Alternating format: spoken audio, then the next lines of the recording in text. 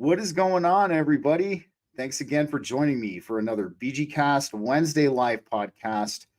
Well, this has been a one in the works for a while. It's not technically been in the works, so let me just take you down a little trip down the BG-Cast memory lane.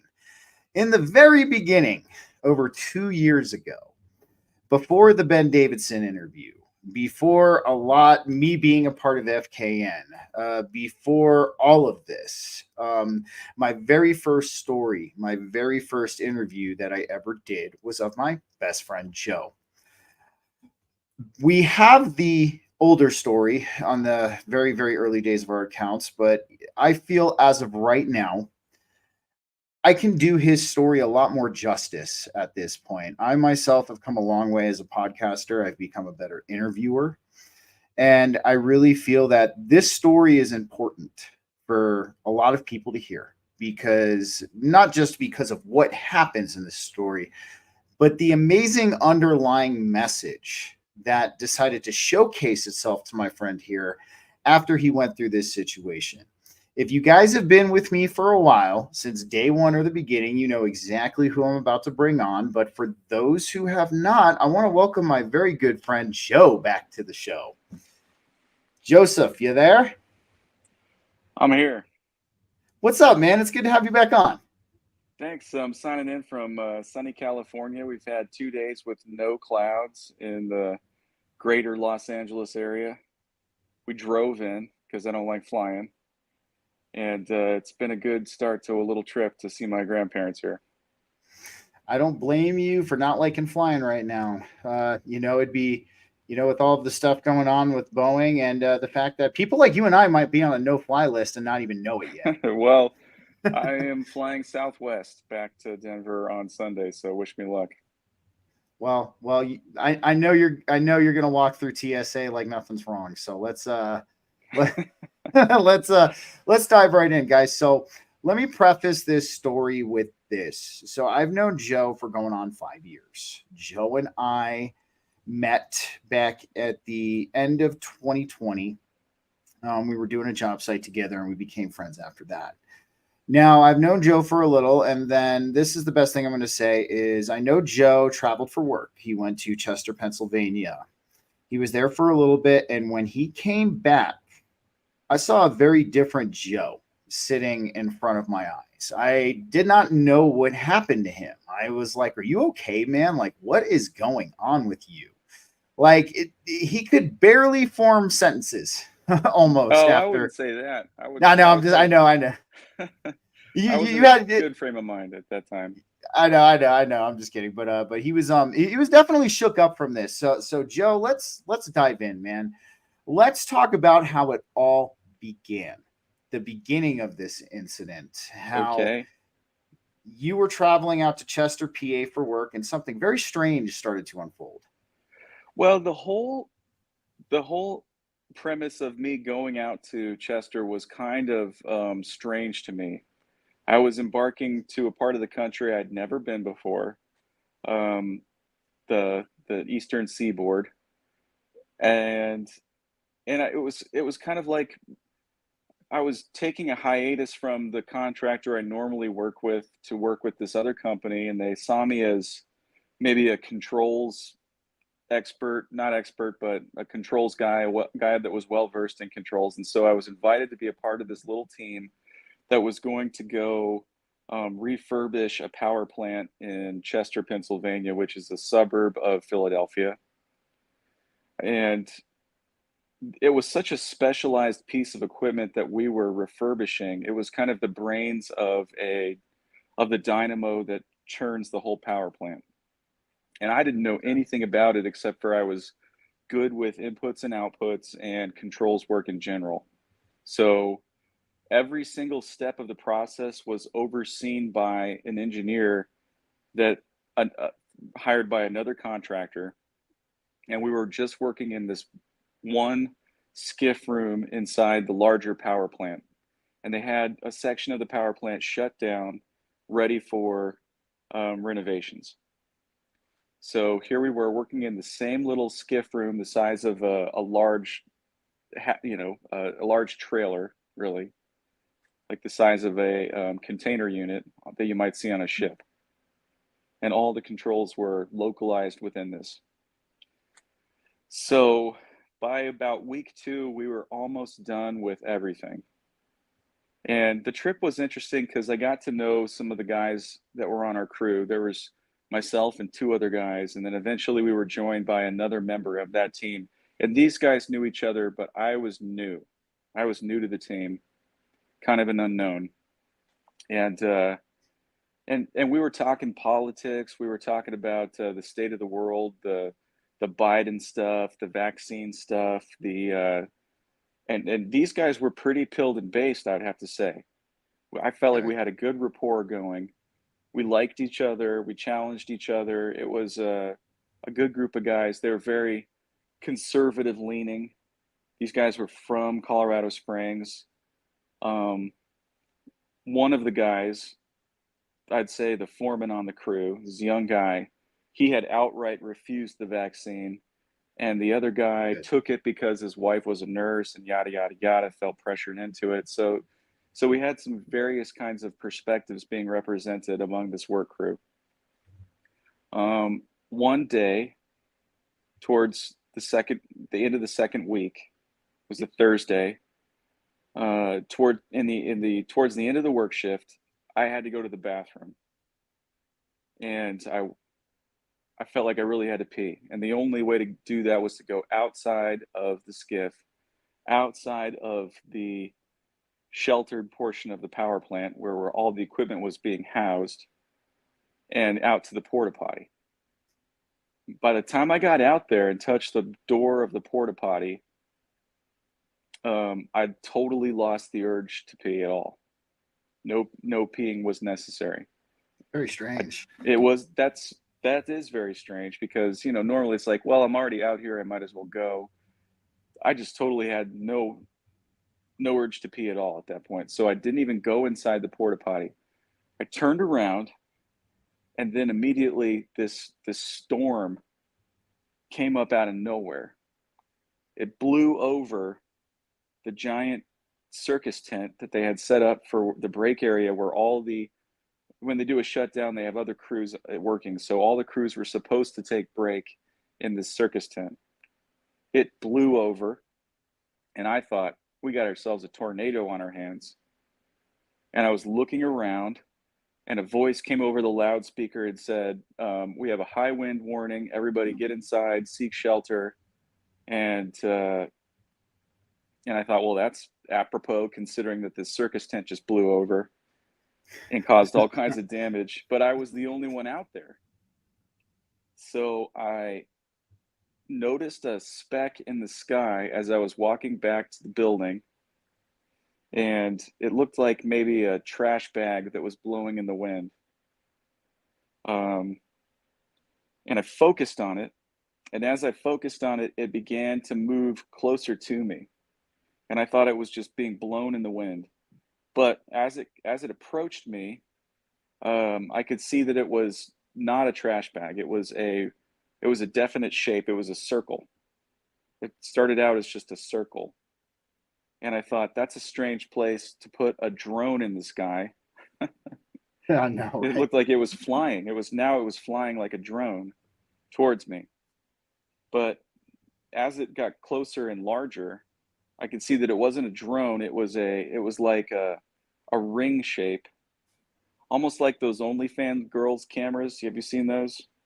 Or like the lights or whatever. The lights they've got. It's a ring shaped light, and it was light on one side like that ring, and black on the other like that ring. But it was tumbling like a gyroscope. It was tumbling like a tumbleweed. It wasn't flying flat like a disc. It wasn't flying like the shape of helicopter blades or anything like that. It was just a tumbling ring. And it got close enough where I could see it. And the thought did occur to me, should I take out my cell phone and try to get a picture of this thing? Because nobody's going to believe me that I saw this. But I never did. I just never, I felt like if I took it out, I'd lose my attention. I'd take my attention off this thing, and that was not the point. But it transfixed my attention for long enough for me to just track it as it flew over my shoulder. It came pretty close, and then it just kept flying in that same vector. It seemed like it was about 30 miles an hour and maybe 20 feet off the ground, 20, 30 feet off the ground. And it flew out over my shoulder and towards the Delaware River. And That's, I thought, that is the strangest thing I've ever seen in the sky. you know Never what's seen funny anything about up close you. like that. Go ahead. I was gonna say, what's funny about this is, before Joe had this experience, he would always tell me he wanted to believe, and I think this was his sign, But also I wanted to ask you, that was over the Boeing plant, correct? That was over the Boeing So factory that you witnessed this. technically, it wasn't far enough away for me to be over the Boeing plant directly, but this power plant did. The next door neighbor to the power plant was a Boeing research facility where on our way into the power plant, when we drove there every morning, you could see the cage where they tested rotor blades for helicopters. And I figured that's what they did there. It was a big campus, much bigger than the power plant itself, and it was right next door. There It was a seems. lot of strange things on the waterfront of the Delaware River in this area. One of which was a Harrah's casino that we visited one night. That is kind of interesting. Just for kicks, yeah.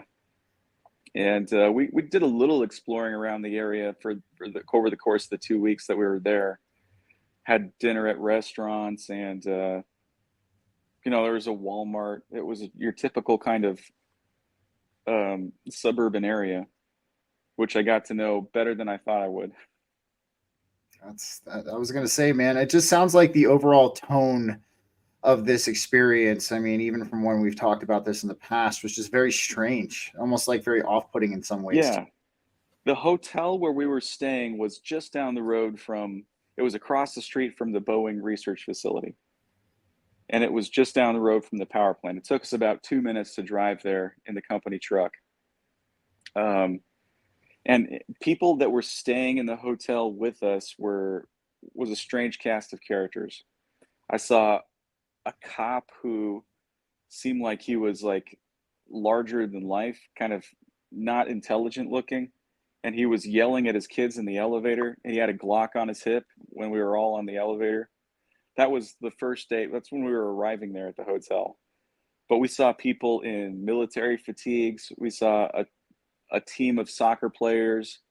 It was a very diverse crowd. There were lots of black people, white people. It was, that I figured that must just be how the East Coast is. And, in It Denver, is. we see a lot more just plain old white people, but there it was a real mix of the races.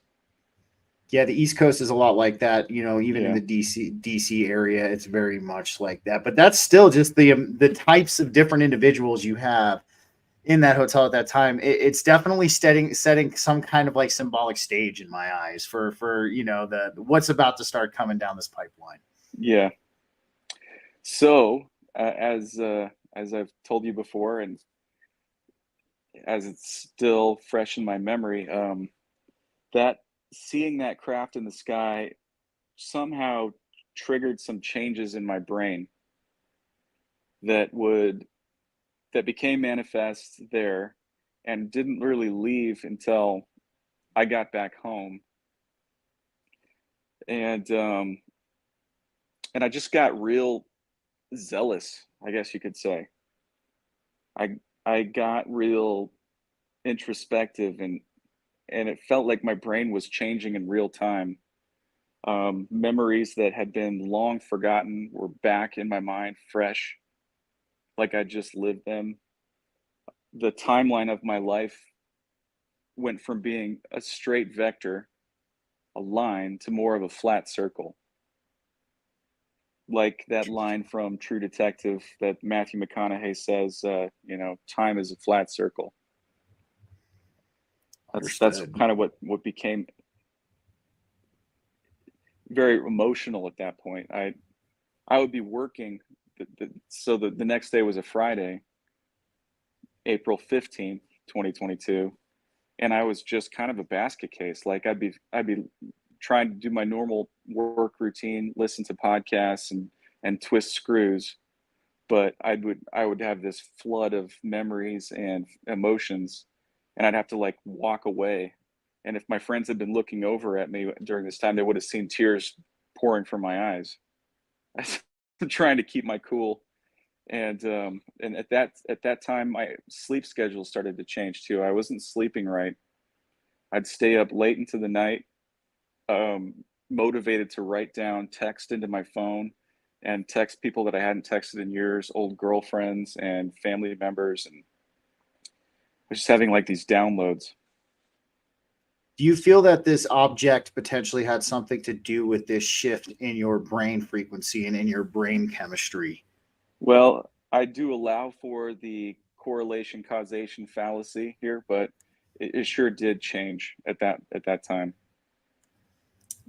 Very And interesting, man. the next thing I can remember was the crew was discussing whether or not we should work on Easter Sunday, because the following Sunday after the 14th was Easter Sunday. And the incentive was if you work on a Sunday, you get double time, or a holiday, you get double time. And my feeling was that we didn't really need to work that because um, there was nothing beholding us to a particular schedule, and we were already kind of ahead of schedule. And I feel like these guys were maybe angling to work just to collect a little bit more money. And Mm-hmm. at that time, it just seemed like the furthest thing from my mind. I didn't care, and my inner urging was to just take the day off. These guys can go work. I don't want to work on Sunday. I just want to hang out in my hotel room and Yeah. and and let the download mind kind of take over. And that's what happened. So that Sunday happened, and I don't know if it was the corresponding Monday or not, but these guys could probably notice that my overall spiritual demeanor had changed. Like I was not the same guy they'd left on this trip with. Um, at one point, I said, I have to excuse myself. I'm going to go out in the truck and sleep. Guys, I haven't been sleeping all that well. And I went out to the truck and I read through some of the stuff I've been writing. And I fell asleep for maybe 10 minutes and then was back up and felt fully aware, fully awake, went back to work. So I took the equivalent of a smoke break and was totally recharged. Um, That's pretty interesting in and of itself, yeah, considering that you've been having those sleep issues. So, yeah, it was. But they, from their perspective, I wonder if they were thinking that there was something that I'd like was losing it for some reason. And mm, I told them about the craft. They didn't make a big deal out of it. They thought it was no big deal. They weren't impressed. They weren't making fun of me for it, but they were just like, oh, okay, pretty nonplussed. that's Um, interesting because you would expect like some kind of it's almost to me as if they kind of already knew this happened to you in some yeah, way just based on their it did. reaction. It felt like they were like, oh, okay, well, that happened. They didn't have any questions for me. There was no real discussion. I thought they might have. I would be interested if somebody had seen something in the sky like that, but they just didn't I know what to make. They didn't know what to make of me. That was the feeling. think so. I think so. So yeah, keep on going because I know this evolves into something even more interesting. Yeah. So one of the nights when I was having trouble sleeping, I had this very strong urge, like I was being called to go down to the lobby and leave. So I and this is something else that I haven't told you before. I had already asked these guys, like, what do you want out of your life? What if the four of us were to team up and just do what we wanted as a life purpose, like be around our Mhm. families, take care of them. These were all family guys. Um, and we were out at lunch in downtown Philadelphia. Do you remember that picture I sent of you to you of me flipping the bird to that Fifth Street sign that looked like the swastika? Okay, so Yes, I do. that was right across from the Liberty Bell. just maybe 100 yards away from the Liberty Bell. And we had gone downtown to Philadelphia that weekend to kind of tool around and check out the city. And I told him a few things on that trip where we're just driving around. I said, I'm quitting this crew. I'm not coming back. This is my last job with this contractor. And also, I think all of us should quit. I think we should work together. I think we should build America in a new way by doing what we want. Money just doesn't seem like the right kind of motivator. And I got real emotional with them as we were out to lunch. I think I paid for lunch. And we were just tooling around Philadelphia. And as we were downtown Philadelphia, we were kind of being flanked by this group of homeless people. And they gave off the strangest vibes, this group of homeless people. And that's when I first felt the presence of what we would call gangstalking. Yes, because I remember downtown Philadelphia.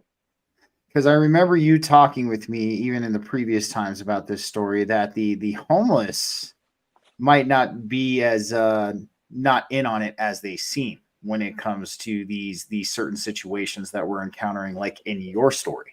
Well, it just felt like they were like smiling at us a little too much and whispering things to each other, like the homeless were in cahoots and following us around the city as we walked around. So that's like when we were going to Liberty Square, we saw the cracked bell, the Liberty Bell, and I saw that strange stonework in the side of the building that was across from the Liberty Bell, and I said, "You guys got to get a picture of me," and I flipped at the bird, and that's part of my profile picture on Twitter right now. Yeah, I was gonna say if anybody wants to see that image, it is on his page on X, and I did leave the link to that in the description if you guys want to give him a follow. Yeah. So by the end of that trip, and I was telling them stories. I told this guy, Paul, a story about how he has a reputation for being cheap amongst his coworkers, which was a real shitty thing to say to somebody. Mm-hmm. And I said, but it's not your fault, man. It's not your fault that you're cheap. I said, that's like all of us. We're all cheap. And the reason is because our parents packed our suitcase for us. Like, imagine you go to pick up your parents whom you love dearly from the airport, and you parked maybe 2 miles away, and you don't want your mom carrying her own heavy suitcase, so you pick it up and you're walking the 2 miles back to your car with your mom's suitcase. And about halfway down the road, you say, "Mom, this suitcase is heavy." And she's like, "Oh, well, I know it is, but carry it for me anyway." And he opens up the suitcase and he sees in there a 25-pound barbell. And he says to his mom, "Mom, why did you pack this? What is this for? This one 25-pound barbell." And at that point, you have the choice between leaving it on the road there and carrying the suitcase with 25 pounds lighter, or carrying it for her for no reason at all. And it's absurd. It's totally absurd. Why did our parents pack this suitcase for us? And so I was hoping he'd catch the metaphor, but I don't know if he did or not. I got so you. Anyway, on that I feel like there was a lesson I was trying to help teach my friend, which wasn't my place to teach. I know that's some people would consider that to be narcissistic or condescending, and that just wasn't my frame of mind. Was that I was just loose. I was a loose cannon, and I was just channeling things, trying to tell the truth the whole time. Because I know you, and I can tell, I know you're not like that. And I mean, from what we're hearing at this point in time is that ever since you experienced this craft in the sky, that it changed you almost, changed your personality. It changed your sleep patterns. I mean, obviously you were not you at this time. Yeah. I was acting different from the way I normally act. I was just I was in the flow. I was like, whatever came to mind was something I would say, as long as it was a good, edifying thing to say. So in the spirit of that, I woke up the next morning, whatever it was, a Monday or Tuesday morning. And no, I'm sorry, back up a little bit. So the night before, I went down to, I got up at 3 in the morning, just bolted awake, and packed my suitcase. And I went down to the lobby thinking that there was going to be some kind of government vehicle there to pick me up and take me to some kind of debriefing. But all that happened when I got down there was my coworker was standing by the company truck, and sorry, I got visitor here. No, you're all good. No, all good. No worries. He was standing by the company truck, and I was ready to load my suitcase, and I said, "Oh, well, where are we going? Where are we going?" And he said, "Oh, we got a visitor." Okay, It's all good, man. No worries. No. And so then he said, "Well, we're not ready to go yet. We're not ready to go yet." So I said, "Okay, all right, I'm cool with that. I'll change on the fly." Took my suitcase back up to the room, and then I just hung out there and went back to sleep. So I gotta go back outside. Oh, you're all good, man. No. So I just, it's funny how you jolted. At 3 o'clock. Okay. We talk about how the 3 o'clock in its symbolism is it's the veil is thin and the frequencies are thin at that time, that at that time, and especially it seems that you woke up with this urge to, or this belief, or this thought in your mind that you're about to be picked up by a government vehicle for a debriefing. I just find that really odd altogether. I mean, like just that whole series of events. Yeah, it was very odd. So so then in that same kind of spur of the moment urging, I had this idea pop into my head for a prank that I needed to play on my friends to show them, because I tried all these scenarios about pranks that somebody could pull, like a psyop, you know, um, to change someone's whole outlook on life. And so an idea for a real prank that I could pull, I had the resources with me to pull it, and I had to do it. I just had to pull this prank, and you know what it is. I already know, but let everybody else know, because Okay. it's pretty phenomenal in my eyes. But it's interesting what it sparked. So it was like early in the morning, and I had brought $6,000 in cash with me on this trip. I had also brought other stuff that I had vague plans for, like a package of Bic lighters. Didn't know why I thought I'm gonna pack a bug out bag. I'm gonna put $6,000 in cash in there and some Bic lighters, and I had a couple of my gun collection guns with me, and those I brought because I thought we might go to the range. It was a shotgun and a pistol, 45 ACP and a 12 gauge shotgun. And I wasn't the only one that brought guns along with this trip along on this trip. The other guys brought, this one guy was a kind of a concealed carry kind of guy, so he brought his 9mm, and we all were showing each other our guns on the way over there on the drive there.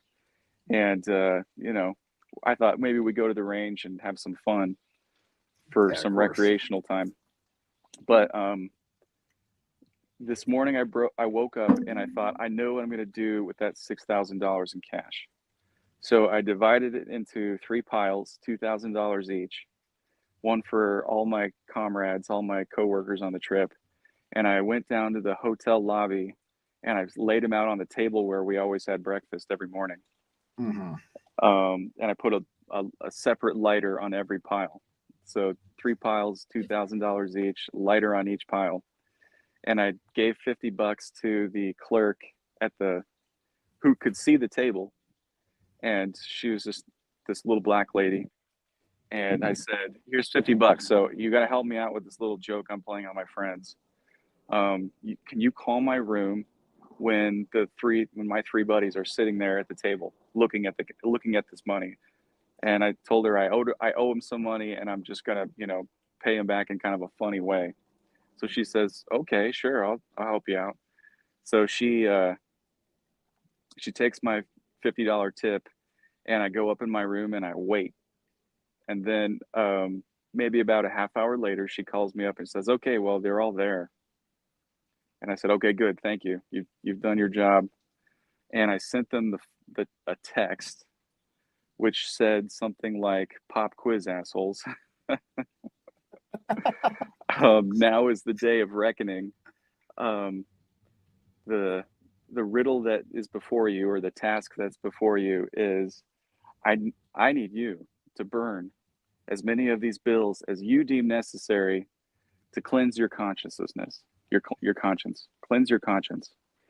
And I don't know what the right answer is, but if you text me back the right answer, then you can avoid having your wives raped. And I said, Ooh. there's going to be some pipe hitting niggers, like from Pulp Fiction. Yeah, What's yeah, that yeah, line that he yeah. says, that Marcellus Wallace says? He's, you know that line. And this is not you, because like, No. Coming from somebody who's gotten to know you and knows you very well, this individual that you're talking to me about is not you. Like, Well, it's not. I figured that these guys had gotten to know me well enough to know that this was probably a joke of some kind. You know what I mean? I understand what you're saying. Yeah, no, I Like mean, I figured using the movie lines that I did, that they'd catch on, like, okay, well, he's okay. He's just trying to be extravagant or something like that. gotcha. Yeah. I think it's interesting on how just merely seeing this and experiencing this just like altered and changed your personality. It's almost as if like they were having some kind of effect on the frequency of your brain or your consciousness. It almost seems like. Well, whether or not what I did was ill advised is kind of beside the point, because I did know that what I was doing could have some severe consequences, but I've never done anything that had severe consequences in my life prior to this, you know? So I Mm-hmm. figured I'm willing, I thought it was such a brilliant idea that I was willing to face whatever those consequences might be. It seems like Is you that, lost fear. It seems like yeah, you lost fear in its entirety, at least in this moment, due to what you were experiencing. yeah, I did have no fear. That's the, normally, you think, oh, maybe I'll try this thing. No, that's stupid. That would be a mess. But whatever the mess I was creating, I was prepared to clean up however it went down, you know? Mm-hmm. I understand. Um, so I just waited up in my room, and I got a text from one of the guys, kind of expectedly, saying, "Hey man, like what are you doing? Like, we got to get to work, like that kind of text, right? Mm-hmm. Like, what are you trying to pull here?" And I said, "No, no, no, I'm serious. No, I'm serious. I got to know how many bills. How many bills? You can't weasel out of this deal. We're in this already, you know?" I So I had get a it. chance to back down, and I didn't. Um, so so the next thing I remember seeing was a red car outside with some kind of lights on top. It looked like it Mm-hmm. could have been a cop car or a security guard car. And I thought, okay, they're here for me. So now's my cue to go down to the lobby. So I left all my luggage, the guns, everything except for just my person and my cell phone, um, in the hotel room. And I was going on my way to go down to the lobby when I got a text on my phone from my lawyer. This is where it gets strange, everybody. This is where it Yeah. gets strange. Yeah, yeah. Keep going. So I got a text from Leo, my lawyer, who I had hired to help me out with the DUI case, which is a story for a different day. For But sure. he had texted me and said, You just won the Freemasonic National Treasure. Congratulations. It's a very strange text to get out of the blue from somebody that you barely know. And you said you never actually met him in person, right? You only communicated with him over the phone, if I'm correct. That's correct. I've never shaken his hand. The whole thing was conducted over the phone. The whole relationship. That's strange. That's a strange text message to get at a time like that. I don't think that's a coincidence, and I think it kind of leads into what happens next in my eyes. So I got on the elevator and I was thinking, wow, National Treasure, that's interesting. You know, I didn't even know I was in the running for that.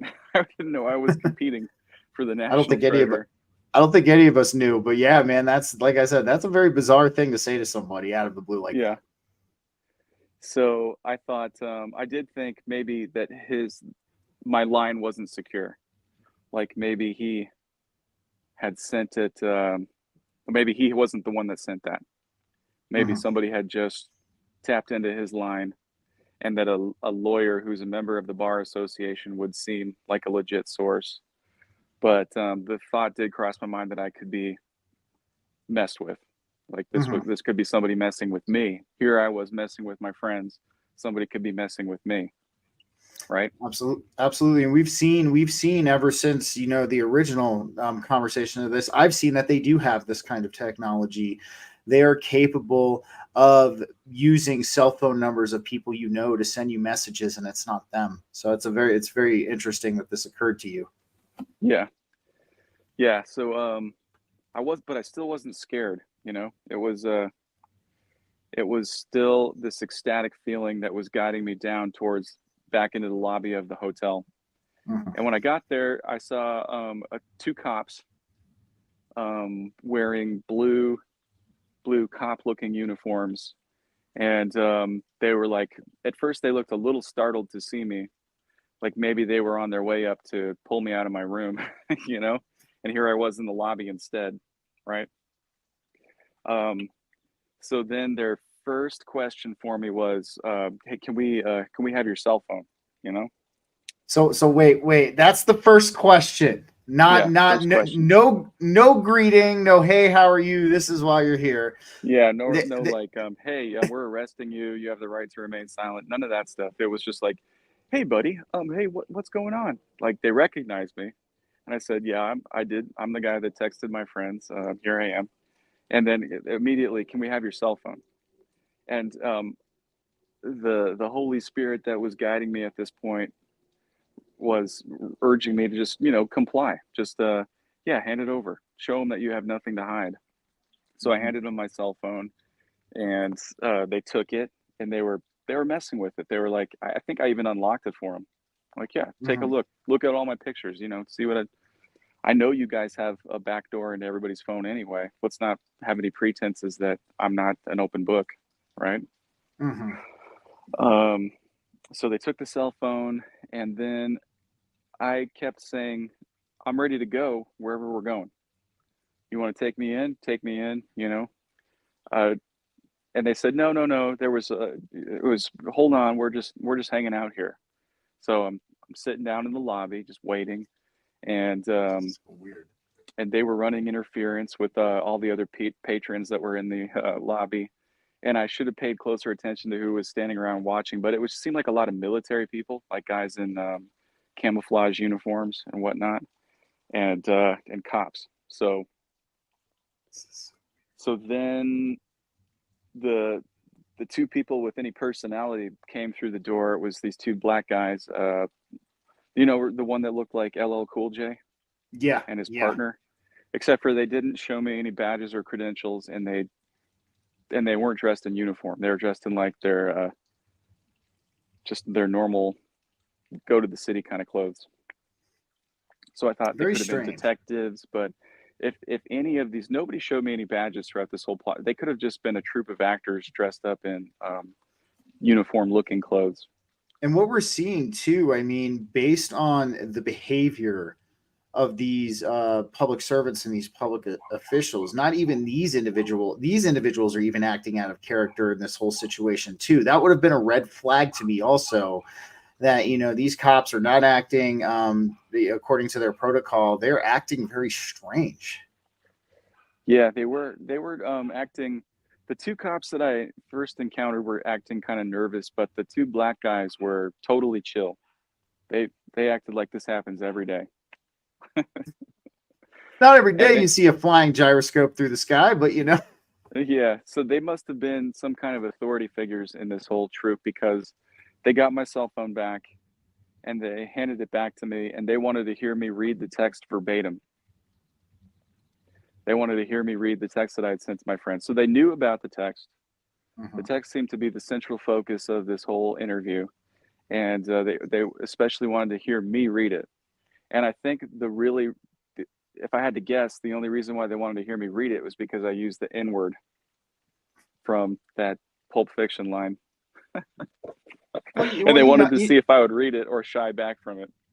Well, it was the context. It was the context you used. It's not like you were being racist per se. You were just literally repeating a movie line at that No, point. but they did laugh when I read that word. That's pretty. That's it. That's so crazy. That's just so crazy. All right, continue, my friend.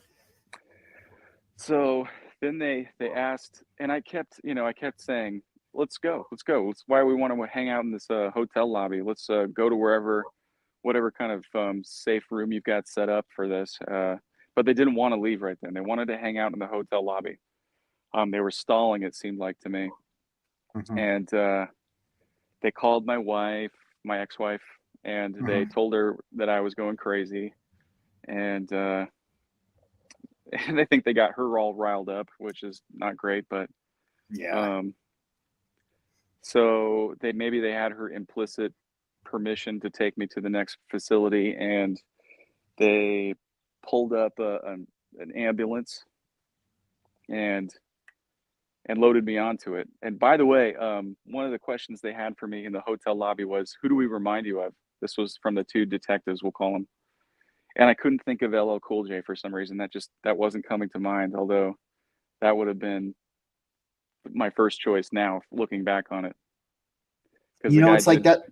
Sorry. That's just a weird question from it's just a weird question.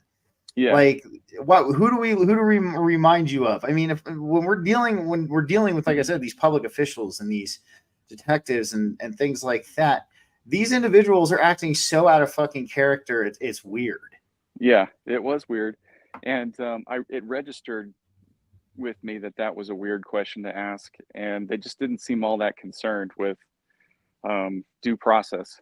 Like, I thought maybe I probably have not committed any kind of crime, and maybe they're trying to get me to implicate myself or something like that. But I had the wherewithal to know that was what was going on. And it just seemed like they were stalling. It seemed like they wanted that there was something that was being prepared, but we had to wait till a certain time for it to be really ready, you know? So then when I got on the ambulance, that was the first question that the EMT asked me was, "Who do I remind you of?" What the fuck? Like, this is what I mean, guys. Like, when you listen to what Joe's saying here, we're seeing all of these people who are, supposed to be public servants, supposed to help people, EMTs and things like this, just acting completely and totally out of character, which is bizarre because these people deal with this on an everyday basis. Like, they deal with situations like this on an everyday basis. And for them to be acting this way in this specific situation, at least in my eyes, is a red flag to what the hell's going on here. Yeah, it was odd and off-putting. And at this point, I did register like, okay, I'm still not handcuffed. I haven't been arrested. I haven't been read my rights. So this could be some other kind of exercise. But let's not be stupid about it, right? Let's be smart about it. Let's be aware of my rights and act accordingly. So then in the ambulance, I wasn't on a gurney or anything, which I think is standard procedure for an ambulance. You don't let just someone sit there. use it as a taxi cab, but that's what Uh-huh. happened. I was just sitting there with the seatbelt, and I told the EMT that he reminded me of Bobby Minahan because he was kind of a little guy. Um, just kind of, he looked like Bobby Minahan. What can I say? Like, I do have a friend that he could have resembled a little bit that I thought about in retrospect, um, but I thought of the most famous person I could that he somewhat resembled. So we drive down the road about 10 minutes and pull up to a hospital looking facility. And I get out of the ambulance and I'm standing there at the door and it's starting to rain a little bit. The sky was kind of cloudy and it was springtime in Pennsylvania. So instead of just walking right into the building, we were standing outside and I was kind of being guarded by 4 EMTs that weren't with us on the ambulance. And there was this one little girl EMT with a mask on. They were all wearing masks, of course, Uh-huh. because it's 2021. And I looked at her arm, and and I looked at her whole body type, and she just reminded me of this ex-girlfriend that I had. And then I looked closer at her arm, and she had this tattoo of this like beetle or a ladybug, and it looked just like a dead ringer for this very ornate tattoo that my girlfriend had had. And so I said out loud to her, yeah, I know someone with that same tattoo back home, and her name is, and I said her name, and then this girl just like vanishes from the scene, like she runs away. It's Very, like very weird. she rather than say like, oh no, it's just, like thanks, so rather than have any interaction with me at all, she was just whisked off the scene, and I didn't see her again. I did see a nurse behind the glass eventually that looked like she had the same hairstyle and she could have been her, but the face was different. Uh-huh. The face without the mask was obviously not my girlfriend, even though that Uh-huh. girlfriend was from Philadelphia. It's Um, really weird. yeah, so I mean, it's not often you see somebody with an identical tattoo. Like yeah, you'll see people with similar tattoos or like a yeah, similar design. Like, I mean, I got a flower of life on my shoulder. I know lots of people who got some kind of pattern like that somewhere on their shoulder, but it's not the exact same. It's not a spitting image like you're well, stating right here. this was the spitting image. I'd seen that tattoo many times on her arm, and I know that she got that tattoo in Denver from this shop that she really liked in Nodo. Uh-huh. So it just seemed really strange and out of place to see a girl with the same stature and the same hairstyle, uh, same skin tone, and with the same tattoo. It was like, Uh-huh. wow, wow. Um, so inside this receiving facility, there was a bunch of. It was crowded. It was crowded with lunatics, and almost immediately I saw a doctor who was pretty short guy. And oh yeah, by the way, when we were standing outside, they handed me a form to sign in the entryway. And rather than sign it, I just wrote "fuck you" on it and turned it back in because I wasn't going to sign anything. Like I thought, Well, that was smart of you not to do that. yeah. And it wasn't the only time there that they tried to get me to sign something, and I was just like, the second time they handed me a form, I just tore it up. But the first time, I wrote "fuck you" on it, turned it over. Didn't write any of my personal information on it. Like, you guys already have you've taken my cell phone. You probably have my wallet. Like, you're right at the moment right now. You're probably overturning my hotel room, looking for stuff. So you don't need my information. You know who I am, Uh-huh. right? Um, so the doctor seemed like he was in a really, really good mood considering the circumstances, and he looked kind of like a Richard Dreyfuss type. He was kind of short, um, and rather than ask me who he reminded me of, he just said, "Hey, it's always chilly in Philadelphia." You know what they say? It's always chilly in Philadelphia. Wink, wink. You know?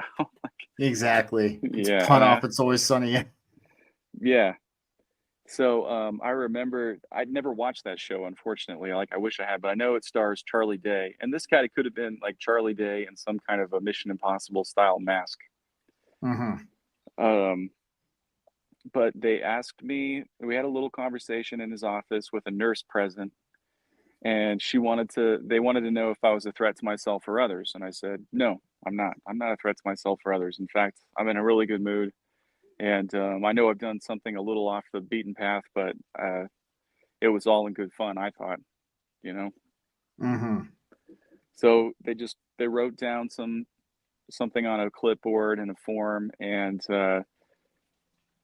then I was sitting outside in the waiting room, surrounded by a bunch of like what looked like homeless people that we had seen on our little tour through downtown Philadelphia. You know, these people looked like they were uh, schizoid. They were schizophrenic, Hmm. and they all wanted to surround me and talk to me, and it was like they were waiting their turn to tell me their stories. That's And very interesting. yeah, and this is where I think I might have had a little bit of missing time, because over the course of that morning, for what felt like an hour, I was just sitting in this waiting room. I had that encounter with the guy that was lying on the floor, the one that was in the wheelchair and was Mm. covered in water or piss or something like that. And I asked him if he needed help, and I asked the nurses behind the glass if they could help this guy. And they said they just didn't give me any kind of answer at all. They just blackwalled me. And That's so very messed up, though. Yeah. yeah, so I started helping him myself. He said I got to get into these scrubs, so I helped him get off the wet clothing, and I picked him up, put him in his wheelchair, helped him with the scrubs. And it was only after I helped him that they came out from behind the glass and started helping him. You know? That's just what that's poor medical professional behavior. It seems like these individuals did not give a damn about this guy. But I Yeah, know but I know this. Go ahead. Yeah. I felt like I was the one that might have been being put on there. Like they were like I was being tested to see what kind of a person I was. You know? Like, was I going to try to delegate it to the staff of this place to help this guy? And if they wouldn't help him, then neither would I. Or would I step in and help if I saw that someone needed it? You know, it felt It's like a just test. Yeah, they would sound like a test of your character. They were trying to maybe based on the situation we're looking at this point in time, it seems like they were giving you that test. Is he going to help this man? Is he a good person? Or something Yeah, like that. And potentially that's why they didn't give you an answer, because the ball was in your court. That's what it's starting to seem like. yeah. But then it was at that same moment that that Tupac came in. Remember? Yes, Remember I told you yes, about yes. that? So why don't you kind of let everybody know about this guy, and the interesting experience that you had with him? So kind of a tall, thinner, older black guy with keeping it real, no hair on top, like a shaved head. He comes in and he's wearing a mask. He comes in through the front doors, and I could see the eyes. And if you've ever seen Tupac's eyes, they're like unmistakable. Yeah. And I swear this guy was Tupac, man. He just looked just like him. And I thought, one of the thoughts was, I can't wait to talk to this guy. And the other thought was, I don't think I can talk to this guy, because It, it it, it felt I, like I felt his presence, I can understand that. I can understand that. And I mean, I know after this you underwent. Let's talk about the military looking guy, because Oh, was this the no, first mental that was in Cleveland. Yeah, that that was was in in Cleveland. Cleveland? Okay, so different Yeah. different guy. But I know that they tried to subject you to these different tests. Like, tell them about how they've tried to force you to put the mask on. Okay, well, that happened a little bit later. Okay. So I didn't get a chance. Unfortunately, I didn't get a chance to talk to who I thought was Tupac, Yeah. because I started to tear up, and then seeing me, he started to tear up, which is funny. because why would he, right? Like, who am I? And and that's the one odd thing about this whole scenario. Joe didn't get a chance to report, and even the EMTs and the detectives were they seemed and this guy they seemed overtly emotionally invested. Affected. Yeah, Yeah. and not affected and invested in you, which, like I said, is just very highly strange behavior because we're talking about EMTs, police officers who deal with this kind of stuff on a day to day basis. They're almost desensitized Yeah. to this kind of an incident, but all of these individuals who you have never met before just seem to be really emotionally invested in you, and that's strange. Yeah. It was strange, including that the other guy that looked like that everybody was scared of. There was this one guy like maybe 50 years old that came into the waiting room there, and everybody shuts up. Everybody was really scared, like, oh, watch out for this guy. I think someone even leaned over to me and said, like, don't talk to that guy. Don't talk to that guy. So of course I'm gonna talk to him, right? And I would so do the same thing. I don't blame you for that. he sits and he slumps down in the chair in the corner and he crosses his arms over his chest and he's just glaring at everyone like, I dare you to say something. And so I did. I went over to him and I said, hey man, like, how's it going? Um, I'm new in town. And I said, I gotta say, you remind me of this friend of mine that I really like. He's a stand-up guy. He's the guy on the crew that he's the boss. He doesn't have to do anything that he doesn't want to do, but he's the first one to volunteer for the hardest part of the job, just to show everybody, what leadership's all about. And this guy's like, Mhm. "Shut up! Don't talk to me. Shut up! Don't talk to me." And I said, "No, really, you ought to know this guy. You remind me just of him." And then he started to tear up instead of getting angry or violent with me. He starts to tear up, and only after he Smart. starts to tear up do the nurses or the orderlies come and like just rip him out of the room. It's so strange. It's just so strange. People Yeah, you don't know being emotionally invested in you, especially these public officials and these people of authority. Keep on going, my friend. This is just yeah, it's not a coincidence. There is something very strange going on. yeah. So, how much time you got? I know we're at about an hour right now. Oh, we got plenty of time. Um I know we're probably gonna have to just get into part one tonight, and we're gonna have to bring you on for a part two. So why don't you roll for another, like 30 minutes, and then I got my special surprise guest who's coming on Okay, after you for just a second. Yeah, yeah, yeah. So, but okay, no, all we'll roll right. for another 30 minutes. Let's keep going. So I think I have enough time to tell you how it goes until I got back to the hotel. How about that? Let's do that. So, after all these interactions with some of the schizophrenic and bipolar people waiting in the waiting room to be processed, they tell me we're gonna take you over to our other facility, which turned out to be like literally across the street. But the weird thing is that I remember getting loaded into a little car, um, with it was me and like three orderlies, and it seemed like it was the middle of the night. It was completely dark outside, and I thought I had only been there for maybe an hour, maybe 2 hours. And But this is the missing time. seeing as how this whole thing started first thing in the morning, I couldn't later on I couldn't account for how it got to be the middle of the night by the time we left for the other facility.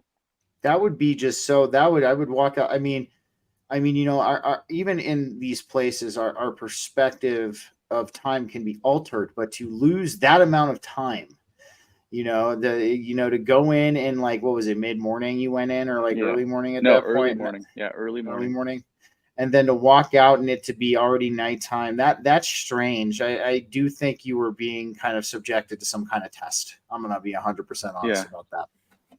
Well, it was very weird, especially since that didn't really register with me at the time. I didn't care that it was the middle of the night. I didn't ask anybody what time is it.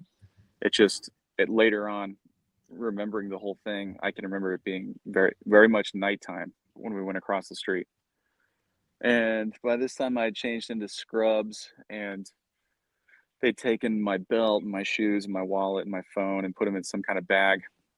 I still hadn't signed anything, of course, but the I can remember looking on the television. They had a television in the waiting room, and it was like a news show, like CNN or something. And the lady was saying, the country has gone away from wearing masks or requiring masks in indoor facilities in all cities except for Philadelphia, Pennsylvania. Wow, that's Seriously, ironic. Yeah. seriously. And I was thinking, like, okay, these masks that I loathe, they've dropped their mandates in everywhere except for the city where I happen to, for some I think reason, you be. it sounds like you were getting trolled, man. I did. It really does. And so the minute, not 5 minutes later, when we're walking into the next building, a nurse comes at me and she says, masks are required. And I looked around and I saw nobody was wearing masks. And I said, I'm not wearing a mask. And she's like, well, masks are required here, sir. And I said, well, I'm not wearing one. I see other people not wearing them. And then she's like, well, they're required. And she was just like a real bitch, right? Just a real Nazi. And she was trying to do the mask Nazi routine on me. So I said, all right. Tell you what, I'm not putting it on. You could put it on me, but I'm not putting it on. And then she just runs away. Just runs away. It's almost like you deflected that. It seems like Yeah. you're getting tests back to back, and you deflected that. That was good on you. Yeah. So you could put it on me. I'm not putting it on. And they just kept coming up to me with like, you got to take these pills. You got to do this. You got to do that. And I said, no, I'm not doing any of that stuff. So there was this one girl that was really kind of hollow looking, like kind of scary. And she was trying to like hang herself with the phone cord that for the public phone that was in the lobby of this hallway. Mm-hmm. And they showed me to my room, and there were these other two guys like lying on the bed snoring really loud. I went into the bathroom. The shower curtain was like a palm tree with a sunset behind it, like it looked like real tropical, but there Mm-hmm. were paper towels all over the floor. It looked like it hadn't been cleaned in years. It was just a mess. Like this whole place was really decrepit, um, dilapidated. And I lied down on the bed and I was thinking about trying to get some sleep, but these guys were snoring so loud, and they were snoring so loud that I thought it was a put on. It's like Oh yeah, they don't want me to talk to them, so they're pretending to be asleep and they're snoring. You know, that's so the strange, the man. whole place just felt like a big Scooby Doo funhouse of horrors. Which you know, we know that the medical industrial complex, especially mental institutions in particular, are arms of the invisible college. So that is something that you very well. I mean, and you are even the one who brought this term to me, the invisible college. You are the not the originator, but the one who brought it to the forefront in my mind. And Yeah. you know, and so we know that these are arms. The medical industrial complex is works with the Masonic arm, and it does not surprise me that you were being gaslit this whole entire time. Well, I knew that I hadn't been charged with anything. I knew I hadn't been arrested. I knew that they were like going out way on a limb to just drag somebody into this funhouse. So I thought I wasn't feeling victimized. Um, there was one point when I did start to feel a little scared, like I had assessed the situation wrong, that it wasn't a test, that it was just me being bullied by the deep state. Mhm. But that didn't come until a little later, because this kid came up to me and he wanted to interview me like he was a reporter, and he was this tall black kid, like a good-looking young black kid, and and he wanted to know who my favorite bands were, who my favorite musical acts were. I was like, well, why do you care about who I think is a good act? Like, you know, you're like a Gen Z, like a Zoomer. You know, I'm sure I could name off a bunch of bands. You're not even gonna know who they are, but sure, I'll tell you if you want to write them down. So he has a little notebook and he was writing them down. And I said, I think some really clever acts were, and I thought of all the most deep state acts I could think of. So I was naming off the Beatles, the Stones, the Eagles, Eminem, all of the just Tavistocks and the all the CIA. Yeah. Tavistock, Led Zeppelin, Pink Floyd, Grateful Dead, and he's writing them all down. And I thought, like, this is very similar to a conversation I had with a guy that I worked with back in Denver at the airport. Yeah. And I thought of this kid that I thought of as being very clever, who had an interesting story about how he got kicked out of his Ivy League school and the scholarship that he had there for hacking into the district's computer system. Mm-hmm. And that's how he wound up being an electrician instead of some kind of a CIA spook. But his name was the guy that I knew. His name was Mario, Mm-hmm. and he was a Mexican kid who was pretty well to do. Didn't even have to be working. He was making so much money on his cattle and his ranching that he was just working kind of for fun Mm-hmm. at the airport. And I looked over and I was like, this black kid is a dead ringer for this Mexican kid that I knew back home. Only now he's black. And when I said, like, Mario, he looks at me with this big smile, like, yeah, Mario. That's so fucking strange, dude. I mean, to experience something like that, dude, you and I probably, I probably would have made it out. Don't get me wrong, but you and I probably would have been two different shades in this situation, man, because seeing somebody who looks identical having an identical conversation, but just a different shade of skin, and then you say his name and he nods yes at you. Yeah. Like, this is weird. Keep on going, man. I'll tell you about another character I met in there. There was a movie playing in the rec room. It was Flight with Denzel Washington. The movie was Flight, and it's about this alcoholic cocaine user that is a pilot for the airlines, and he's hungover one morning and he's trying to drink himself back to normalcy, but in the middle of he's trying to sleep through the flight where he's supposed to be the pilot, and the plane malfunctions in a major way and goes into a dive, and just using his innate God-given ability, he's able to pull it out from a dive and save 90% of the crew and passengers on the plane. But when the insurance company is going through the wreckage of the plane, they find 3 bottles of vodka that he was drinking, and he's the only one that could have thrown them away.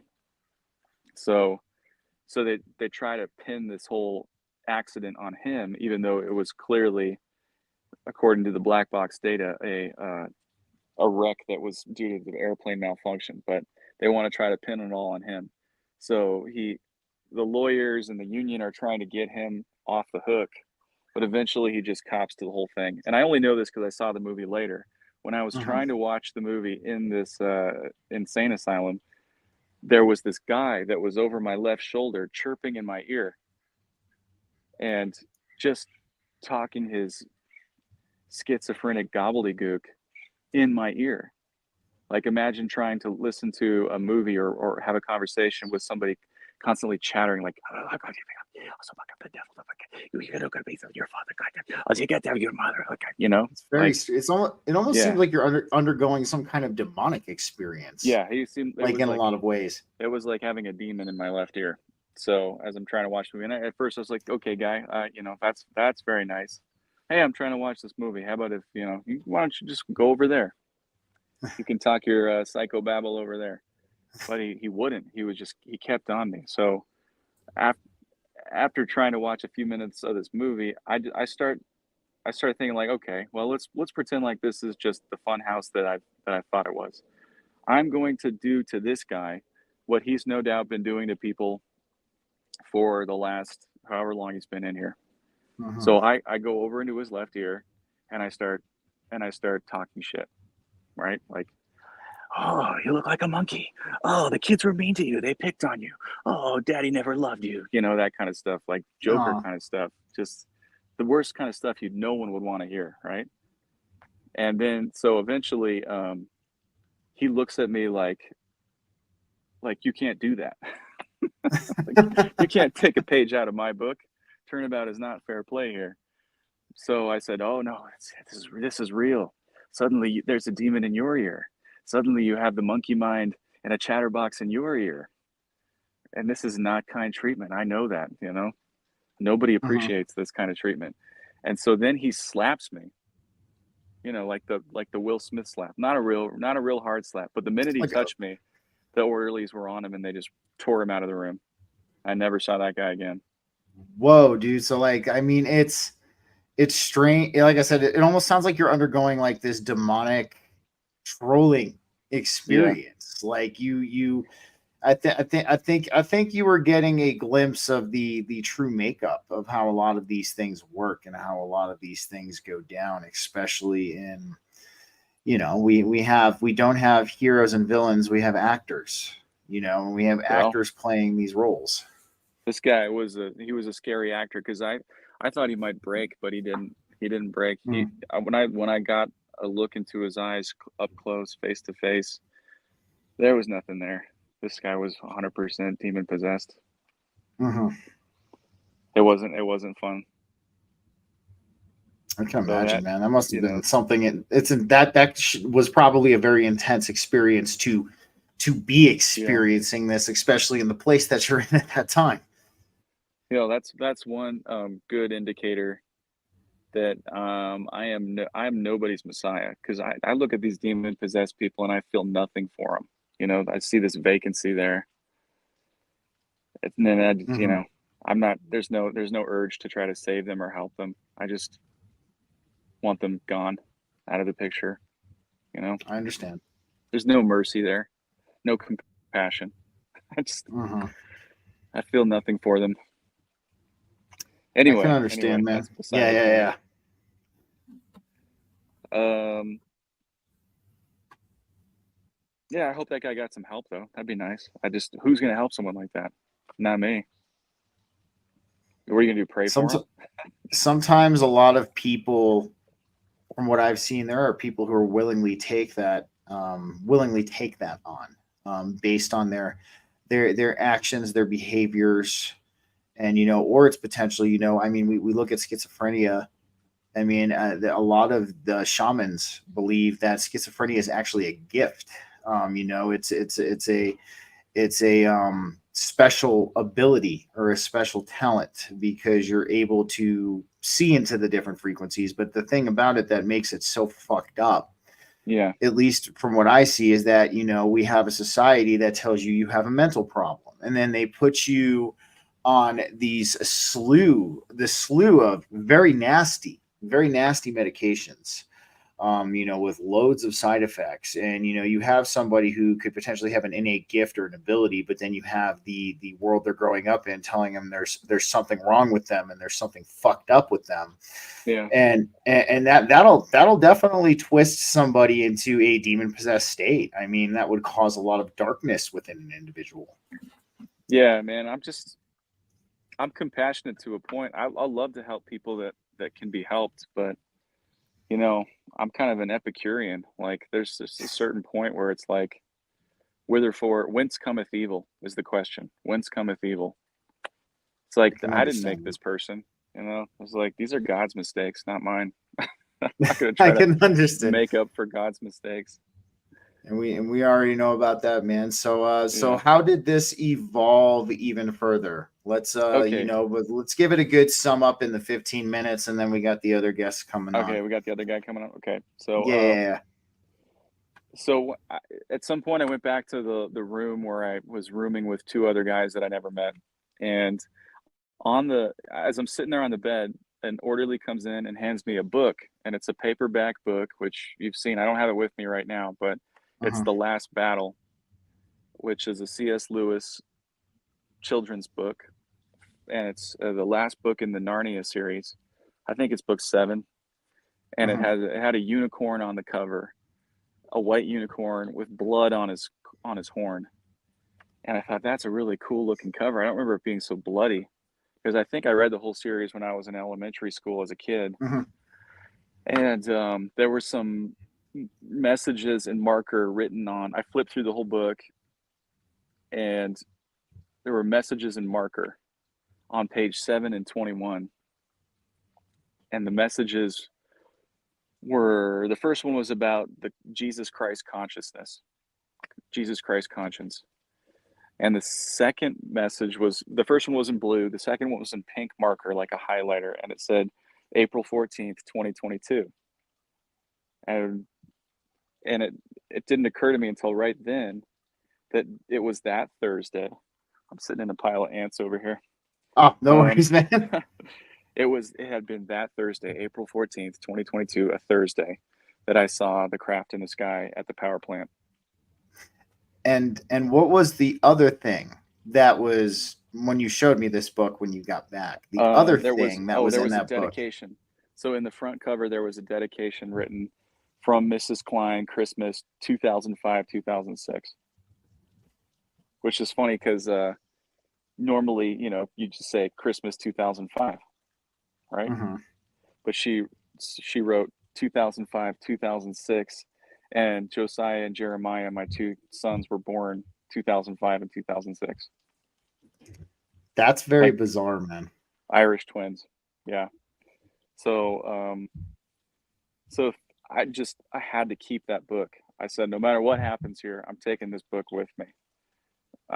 First of all, I have to read it, but second of all, that message about Thursday, April 14th, 2022 is just too on the nose. Like, somebody wrote that possibly a number of years ago, and it looked like little kids writing. It was certainly a kid's book. And they wrote, they took the trouble to take out a marker and write that on page 21. Like, why? Of all the dates, like thousands of days you could have written down, they wrote down that day, and that was the day I saw the craft. That's just, you know, when we get to that point, I just don't feel that's a coincidence. You know, I don't. Like, why that exact date in a book that's sitting on your side table, that literally the same date that you saw this gyroscopic craft in the sky. This is a very, very, it's almost as if they're using the subtle, like, you know, I've talked about before, they're using the subtle to give you these hints. But who would know that? Who would know that? And why would that book, of all, how would they know to give it to me in this place at this time? It was like just the most surreal thing that's ever happened to me. I can understand that. I mean, especially given the circumstance, you know, of where you're sitting. I mean, you're being trolled by this the staff at this mental facility. You know, you're dealing with individuals who are literally carbon copies of other individuals that you know, and they're telling you not to talk to them. And then you find this book that has the birth dates of your two sons and the exact date that you saw this gyroscopic craft in the sky. This is not a coincidence at this point. It sure didn't feel like it. It's not. It's not a coincidence. Just in case you needed to hear that, that's not a coincidence in my eyes, because, you know, a lot of us who have been, you know, in this for a little bit and have understood this, you know, we see this is how they fuck with people. You know, this is how they will do things like this. And, you know, so you got the book and you took the book out of there with you. What happened next? So I was agitated, and I thought, I didn't like how that was going. I didn't like it at all. I can understand why. I left the room, and I was waiting for some kind of closure to this whole event, right? Like, I thought maybe I was going to get a sit down with some kind of government official, and they were going to ask me about the craft, and I was going to get a chance to describe it to them, and they'd say, okay, well, you know, hey, why don't you sign this non-disclosure agreement and never talk about it ever again? You know, that's what I was expecting. That's what I thought. I can understand. I could understand why you'd be Um, expecting that, because given what you saw and you know in the general vicinity of where you saw it, you know, it yeah, almost seems like this thing you saw was somehow conscious in yeah. some way. You know, it was conscious, and it could relay to whoever that you witnessed this and you need to go investigate this or something along those Well, lines. that's what I thought, and I thought like, okay, getting thrown into a mental institution with a bunch of dirty schizophrenics and being condescended to by nurses and doctors, that's not my idea of fun. I mean, maybe that's what they do to people. That could be. I mean, that would be a very effective tool to get people to recant their story or to think of themselves as the crazy ones. That would be effective, but it wasn't working on me, and I was like, okay, I'm done with this. So I got up and took a walk around, and this nurse comes up to me with another form, and she said, okay, honey, we need to get you here on a 72-hour watch, real condescending like they do. And I said no. And and uh, and then she hands me the form, and as I'm looking through it, a girl in the room behind her says, "Don't do it. It's a trap." And that What? that was it. That was it. I was like, I fucking know it's a trap, man. Like I knew it was a trap when I first arrived. So I didn't need a clue, but she gave me one, and so then that's when I just tore it up. I tore up the form that she had given me, and I started marching up and down the halls, like, "Okay, motherfuckers, like we're done here. I'm done. I'm done here. That I'm not. I'm done with your Nazi facility. I'm done with your walking lockstep. I'm done with your condescending, you know, uh, just bureaucrats that want to tell us what to do, top down, lockstep." And so then the young black orderly shoved me into a padded room, and that's when I started drumming on the window, trying because I heard the girl, the super schizophrenic girl that had wrapped the phone cord around her neck. She was in the padded cell next door, and she was banging her head against the wall, saying, "Get me out of here!" Like the old lady in Happy Gilmore. That Remember? yes, yes, Get yes. me out of here! Banging her head against the wall. So I thought, oh, I'm not doing that. I'm not banging my head against the wall. But I did get a really groovy drum beat with the beat as best as I could recollect from the song Tusk, the Fleetwood Mac song Tusk. And I Hmm. started just beating on the glass of this little door, this window. And first, the orderly comes back and he says, "Hey, man, stop that." And I said, "No, no, no, no. I'm in here, man. You're out there." I said, "Let me out. Let me out of here. Otherwise, this beat could go on all night. I got a lot of stamina." And so then that huge, giant, 7 foot tall black guy with the wide hips, the John Lennon glasses, and the shaved head, he comes into the room, and he puts his whole hand over the glass, like, like, wah. And it was just like the biggest hand I've ever seen.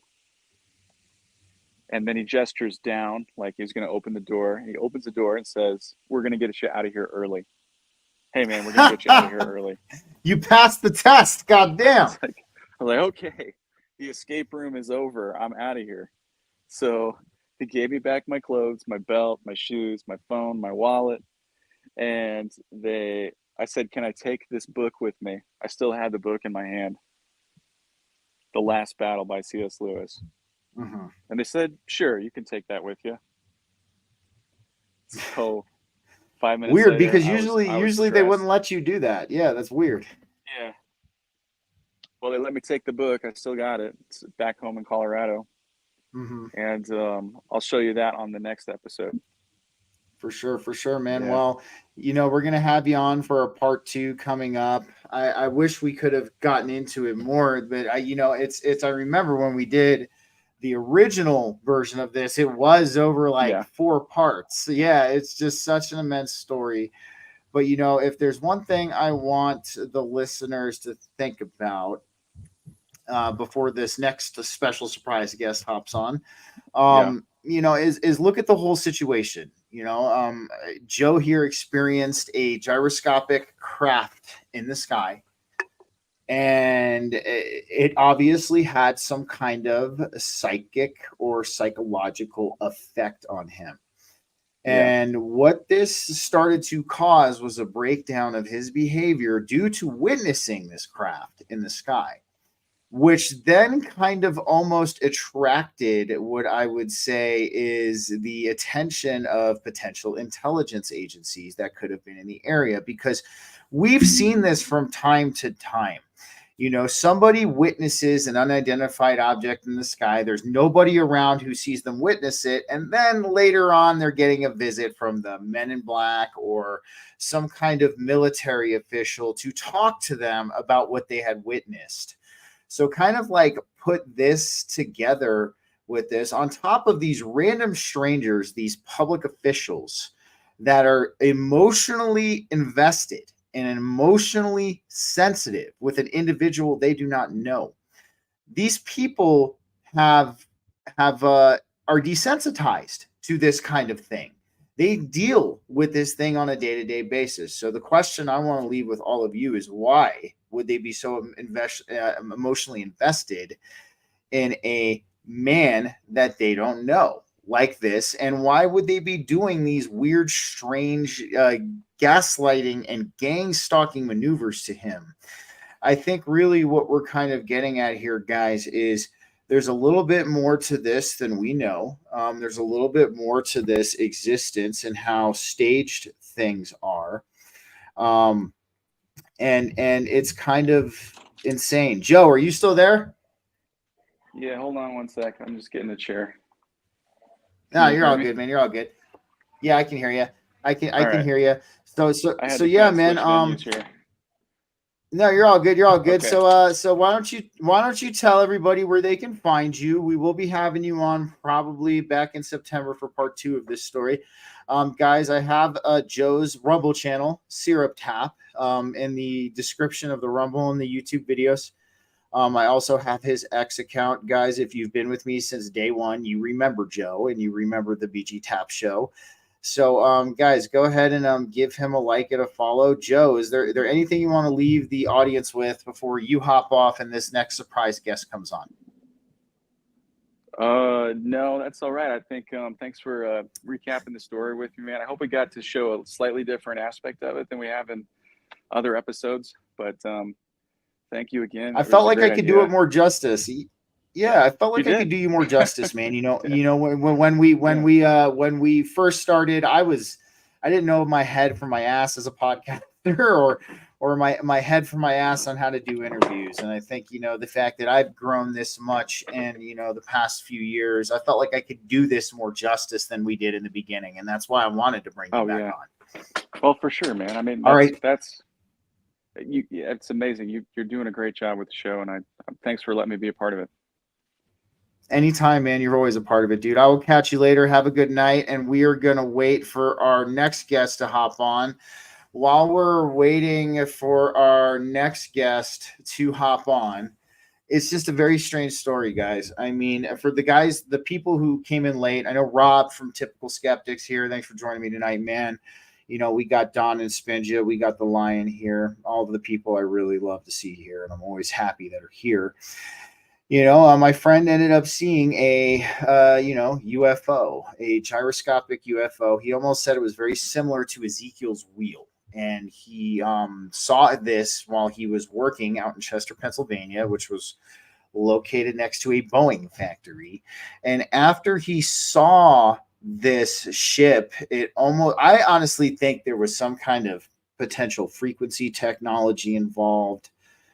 Or potentially, maybe, I don't know, I would say voice to skull or something along those lines. Just something very strange that would cause this breakdown of somebody's persona into an individual that they are not. And even getting the text message before he meets with the cops from this lawyer that he's never met in person.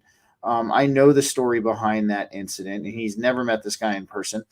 And he gets the text, "You have won the Freemasonic National Treasure."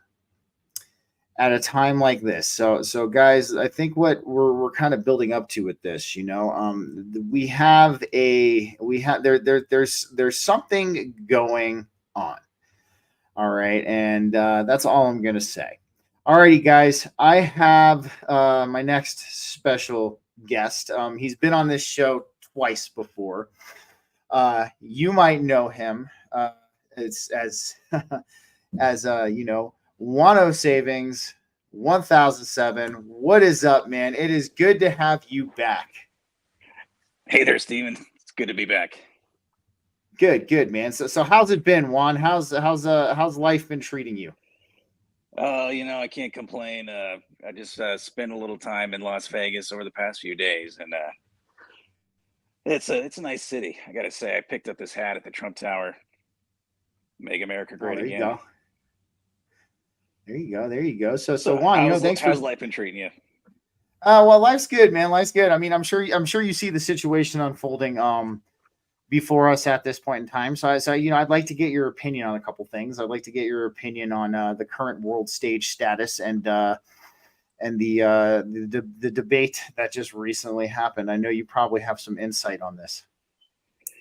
What I didn't really watch it. I didn't have time to see Biden shit his pants on the stage in front of the world. We've been working on that for a while. That was actually in the can. We just released it recently for the public viewing. How did you like it? I couldn't last 20 minutes. To me, it seemed that they were both reading from a teleprompter. It just seemed it seemed like we got this what I would call this WWE-esque or like Hollywood awards ceremony esque, pre-watch party on Rumble. And we had all of this hype, based it lead up to this what I would call very dull, flaccid, and scripted moment. I think flaccid is a good word to describe it. Some people have no problem getting an erection, but I think the entire world will have a hard time getting an erection after listening to over 30 seconds of the actor that we have playing Biden speak. So You'll probably the need one a thing I whole want to talk. bottle full of Viagra to ever get an erection again after that. So the one thing I want to ask though, so how many Bidens do you think there are? Like how many? I Well, know you this is got a question that bicycle Biden, you got falling up the stairs Biden, and I've shown a lot of disdain for the average American and the public for not being able to discern the difference between those. As I've said, I have a very low opinion of mankind at this point. We've expected people to be a lot smarter than they are, but we're falling back on our backup plan, which is to get everybody to church and dedicate their life to Jesus Christ, because we can't count on them having the discernment to develop a philosophy of their own, or or pick up on the subtle cues that we've been giving them. It's just not going to work that way. So we're going to Plan B. I got to say that's some real talent falling upstairs. That's almost the equivalent of drowning in a glass of water to me. But we've got some talented people involved in this project in Castle Rock, and hey, are you enjoying the show? We've got Jim Carrey, we've got James Woods, we've got John Voight, we've got Mel Gibson, Jim Caviezel, a lot of my friends. These are just the ones that are still alive. If I were to share with you my compatriots that are in the witness protection program that died years ago, I think you'd be pretty impressed. And we have all of this talent pool to call on. So, it's going to get even more interesting, I think, at this point. So Juan, I want to ask you something. Just based on what you were saying, because I noticed you've almost been kind of a little bit, on the fence with Christianity. It seems as if, it's potentially you're using it to help at least keep, one particular group of patriots in check, if I'm correct. But I'm just curious. Yeah. I mean, how do you feel about it in general? Well, I kind of took what your thinly veiled criticism from the last show to heart. I noticed that I was going on a lot of Christian shows lately. I hope you appreciate this. I did it for your sake. I've been on a lot of less Christian That's shows, more even keeled like Jean Claude and Michael Jaco and Patriot Street Fighter and Mary Crowley. Uh, I noticed that a lot of people were starting to give me feedback stating the obvious, which is that Christians are kind of fucking annoying. And so I've been taking great pains to be on people's shows that are a little smarter than that. Not that your Ned Flanders of the worlds, like your Jerry Foley, but people that understand that Christianity is kind of like a tool or an instrument in our hands that we can play at will. So thank you for noticing that. I hope you like it. Oh, awesome, man, awesome. I'm still surprised you haven't gotten on Tim Pool yet.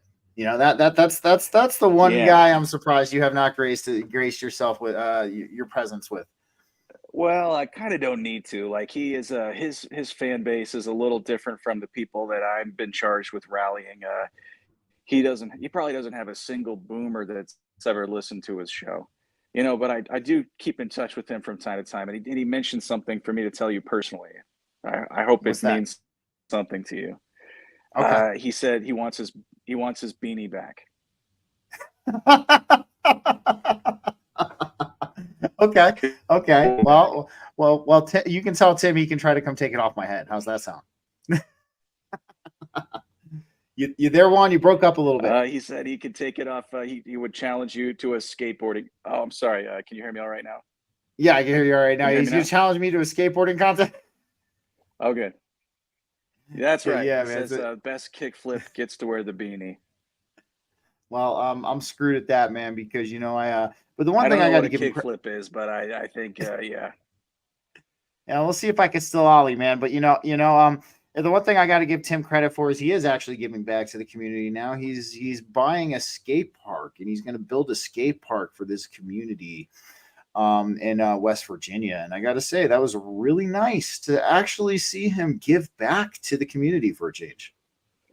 Yeah, I noticed that the millennials, they tend to be a little on the selfish side. They don't seem to give a shit about humanity. I've been trying to get the boomers who are narcissistic in the other direction. They think they're the saviors of mankind to rub off on the millennials, but it seems to be a real tough gulf to cross there. I would have to agree with that. I mean, so Juan, I'm going to ask you this because this is the one thing that I give the boomers a lot of shit for. It's probably the only thing I give them shit for is they still think we can vote our way out of what's going on right now. How do you feel about that? Well, yeah, that's fine that they think that. Mostly what we need them to do, what we need all people to do right now is to be buying a lot of guns and long-term storage food, silver, gold, tangible things with the idea of actually building bunkers, thinking of a way to, as we say in the military, cover your ass as best as possible. Fuck all the other people, basically. We need people to be thinking selfishly and not in a very compassionate way, apocalyptically, because when Jesus comes back, which we're counting on, keep your fingers crossed. Okay. He's going to be going through the bunkers first, where you have your long-term storage food, and if you had insufficient means to cover your ass, he's going to just let you stay there. Sounds like Jesus really is coming back for judgment in that case. Then I guess, right? Well, Jesus, he's been checking in with me on a weekly basis. He's been calling and asking when it might be a fortuitous time for him to come and pick up the Christians. And I tried to get him to come years ago, but he doesn't seem to want to do that. He's got his reservations. They say heaven for the weather, hell for the company. I think Jesus just does not want to hang out with a bunch of assholes in heaven. He's waiting for some cooler people to join, like Jimi Hendrix or Jimmy Page or John Lennon. He doesn't want to be hanging out with the Christians. Actually, it reminds me of a little joke that goes like this. So Bertrand Russell dies and goes to the pearly gates, and because he was a good person but not a born again Christian, Saint Peter gives him some options. He says, I don't know where you want to end up in eternity, so why don't I give you a tour of hell and then a tour of heaven, and you can make up your mind as to where you want to spend the hereafter. So Bertrand Russell says, yeah, that sounds like a good plan. where should we look at first? And St. Peter says, let's go tour hell. So they go down there, and Bertrand Russell noticed immediately that they've got Led Zeppelin on stage playing a rock concert in hell. And of all the bands. And he says, this music's pretty good. I kind of like it down here. And they're serving drinks, and there's a bunch of strippers on stage dancing to the music, and there's people just really enjoying themselves. So Bertrand Russell says to St. Peter, okay, I think I've seen that hell is not what it's been cracked up to be. It seems like a pretty rocking place. And St. Peter says, okay, well, let's go tour heaven. We got to show you both places before you make your choice. So Bertrand Russell follows St. Peter to heaven, and when they get there, it looks really nice. I mean, they've got gold staircases and pearly gates, and everything is just beautiful. There's jewels everywhere. The skies are perfect. There's green plants and grass, and the place is just beautiful, but it's a little empty. And eventually they come across a pope, an imam, and a rabbi. Okay. I gotta hear this. And Bertrand Russell's looking around. He notices that there's just not that many people here enjoying the beautiful palace of heaven. And he says to St. Peter, like, hey, I noticed there's not that many people here. And St. Peter says, yeah, you're right. It's just these guys. And he says, well, where's the rock band? Where's the party? And St. Peter says, I'm not hiring a band for these three assholes. Oh man. No, I think it's funny though that you and Jesus at least, talk on a constant basis. I think that's great. Oh yeah. I got nothing against Jesus. He's a pretty cool guy, died for my sins, blood of Jesus, all that stuff. I've drank his blood on a regular basis. I've eaten his flesh. You've heard of what is it, that stupid Catholic shit that they do where they eat the blood and drink the blood and eat the flesh? The Eucharist. Yeah. It's actually a ritual. Did you not know that? It's actually a ritual. Yeah. I know Christians don't like it being called that, but it technically is a ritual. Into that shit, man. I don't think of that as cannibalism at all. I think as far as death cults go, Christianity is at the top of the list. I mean, it is the tits. I love Christians. Love them. So I guess what I'm going to say is, that's kind of frustrating that Jesus isn't very happy with his own people. I mean, how can we? He is. It's kind of like you can really love somebody and not want to spend very much time with them. That's kind of where he's coming from. You know what I mean? I can kind of resonate with him on that. I mean, how does he feel about the Mormons practically being Freemasons? I would really like to. I would really like to know about that. This is a truth about Jesus that not a lot of people are in on. So I'm just going to let you in on a little secret. Like, Jesus is big time heterosexual. He loves women, and he has told me on several occasions that he thinks the Mormon chicks are about the hottest in the world. They're blonde, they can dance, they're respectful, they've got banging asses, I mean, they are disease free. He can do as much cunnilingus on those Mormon chicks as he wants and never worry about getting a frog in his throat or anything funny like that, Well, I gotta say, I mean, it's very interesting to know Jesus actually has a taste in women. I mean, how does Mary Magdalene feel about this? Oh, she was not as much of a whore as the New Testament makes her out to be. Not as much of a whore as reputed, but that chick, I mean, she's been around the block. Let's just say she's no shrinking violet. I think she's GGG, as you might. Yeah, she's good to go. She's good to go. There's nothing that chick hasn't done. She's wild and crazy. She's one of those redheads, I guess. Then I can attest to that. Oh my! Yeah, I mean, don't tell my wife. I'm not going to say anything. Juan, I got you. Like those Jewish girls, they know how to fuck. That's all I can tell you. Oh my goodness, man! All right, let's touch on this. So I'm curious, how irritated are you with consistently being asked about Trump on every single podcast you go on to? I mean, like, is it gotten to the point where it's starting to kind of annoy you a little bit, or are you still okay touching on those topics with those people? No, I will talk about Trump ad nauseum. I think it's really important that we keep people's focus there because, as I said, a lot of them are ride the short bus to school, and we kind of need them focusing on just one thing at a time. And if we can get them to be distracted by American politics, we can probably keep them from having some kind of kinetic civil war, which would not do any of us any good right now. So there's been this statement going around, Juan, that you are the sedative for uh conservative Christians. You help keep them at bay from doing something stupid, and it seems like I think you've that begun to understand that. I think that might be a catchphrase that you made up. I haven't heard it Oh yeah, anywhere that's else. right. I did. I made that up in the last. Yeah, Oh yeah. See, I forgot about that. No, I know. yeah. Okay, but yeah, And honestly, have you lived? I don't want the word getting around that I'm the approved sedative for the conservative Christian base.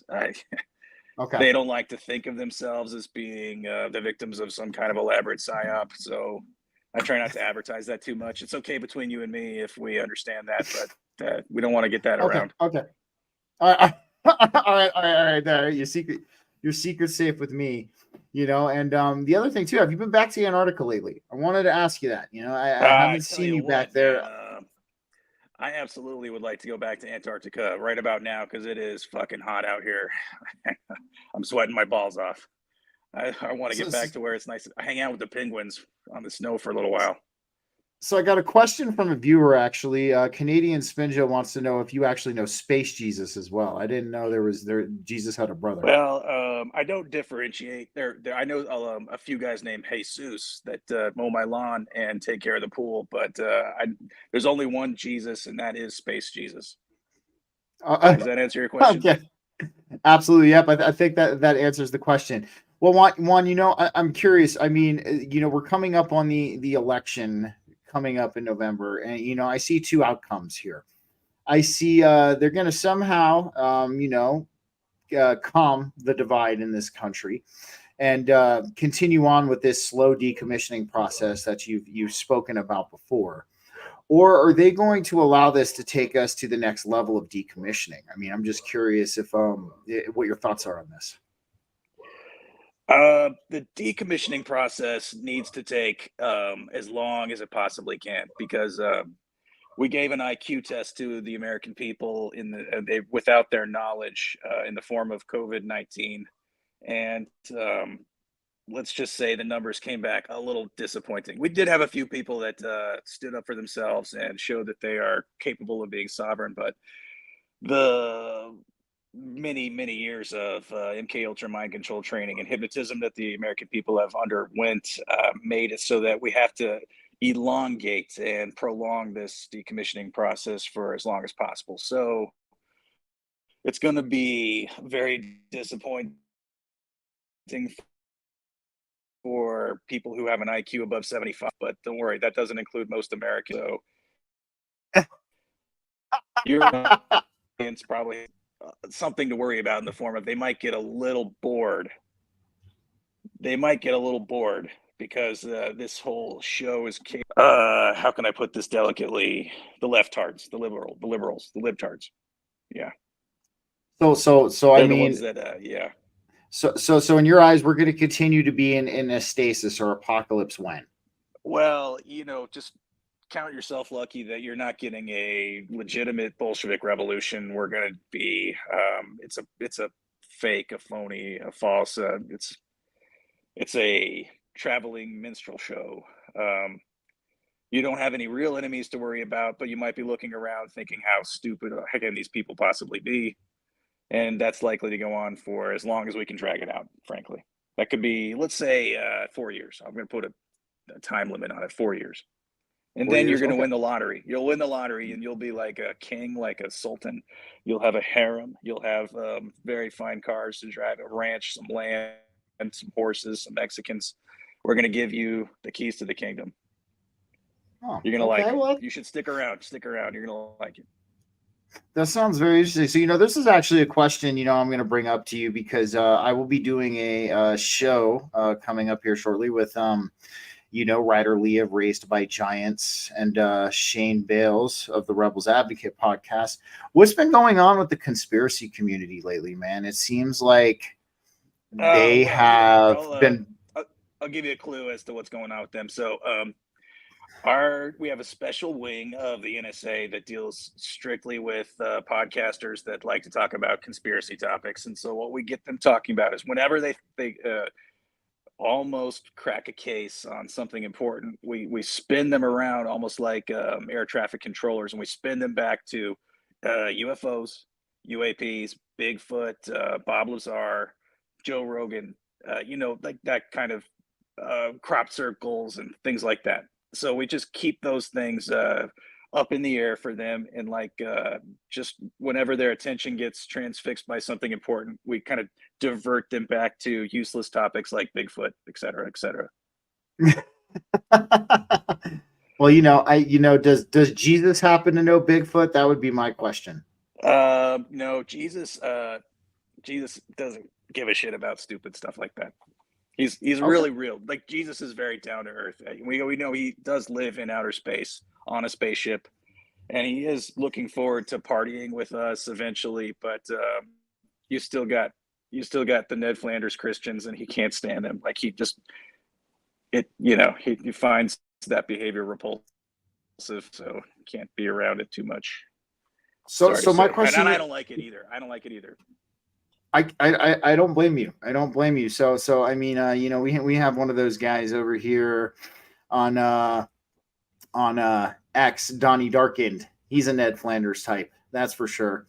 And so I'm just curious. Yeah, he's a Ned. So what is Jesus's solution for the Ned Flanders types? I'm just curious. What is his plan to help alleviate this issue?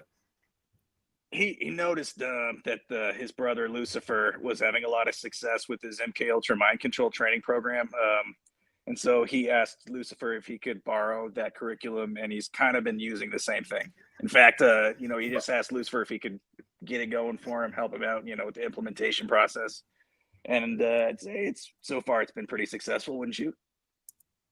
Yeah. It's. I mean, yeah, I guess so. I mean, they are convinced that he's arriving shortly, but it sounds like he's going to arrive when he wants to arrive at this point, and he's probably waiting for the. Yeah, it's very simple. It's like how difficult is it to get a stick up your ass in the first place? Well, it's just about the same process to get it back out. But you take some Grateful Dead, some Led Zeppelin, some Pink Floyd, and the Beatles, some good music. Steve Bannon. Actually, Steve Bannon is what it takes. More. I could use more Steve Bannons out there in the world. He gets it. Okay. He really gets it. I would have to agree with you on that. It is interesting how they got the stick up their ass in the first place. But I mean, so I guess the next thing I'm going to ask you here before we sign off and wind down for the night. Are you still trying to get people to get silver futures? What's going on with that? Oh, at this point, I've made so much money, I don't even give a fuck anymore. Like, if they want to knock yourself out, like, really, what I've been hoping people would read between the lines is that whatever greedy endeavor you're after to try to corner some market, it's just not going to work. We've kind of got all the bases covered there. So knock yourself out. Buy silver, buy bullets, buy gold. I don't give a fuck anymore. Paper, if you think paper is a good investment, yeah, go for it, bud. Yeah, see how that works out for you. And the last thing, can you tell Nino to stop ignoring me? God damn it! No, actually, I'm trying to keep the two of you apart because I think if he ever encountered you, he'd probably punch your lights out, and I don't want to see that happen to either one of you. All right. Well, Juan, thanks for joining me tonight, man. I got to wind down. Thank you again for coming on. Again, this is the third time I've had you here, and I really appreciate your insights, man. It's always good to get a breath of fresh air and a fresh perspective with you. Again, Stephen, thank you for not being a cultural Marxist, and always a pleasure being on your show. I think you're one of the good ones. Appreciate it. Thank you. I appreciate that. Juan, you have yourself a good night, my friend. Take care. Well, guys, I like Wano Savings 1007 better than that other guy. We're just going to put that in the open because the other guy doesn't want to give me the time of day for whatever reason. But nonetheless, guys, I hope you enjoyed this little comedic bit. You know, we don't do it too often here. We're normally very serious here at BG-Cast, but you know, I thought to fight the distraction psyops that are currently always coming out, like Wakta and that motherfucker's not real, I could bring some kind of comedy here to you guys at least. Because, you know, here is a place where you're not contributing to the loose harvesting by buying into those distraction psyops that are constantly thrown our way. Alrighty, guys. Well, you know, this is it for me tonight. It sucks we couldn't get into Joe's entire story. I forgot how long it was. It's been a long time since we've actually sat down and talked about it, but I will be having him on soon. Next week, you know, we're going to be having Ellen Red back on. She was on the show back in January and February, if I remember correctly. Some of you don't know who she is. She is a psychic medium. And she's actually coming on to tell a story of hers, another story that has to do with a lot of the child trafficking and a lot of the trafficking rings that exist in the United States at this point in time.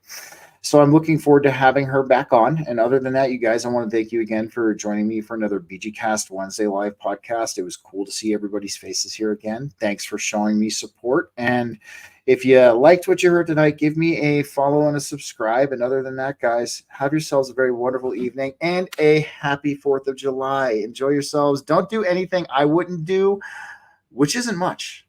Think about that. Have a good night, you guys.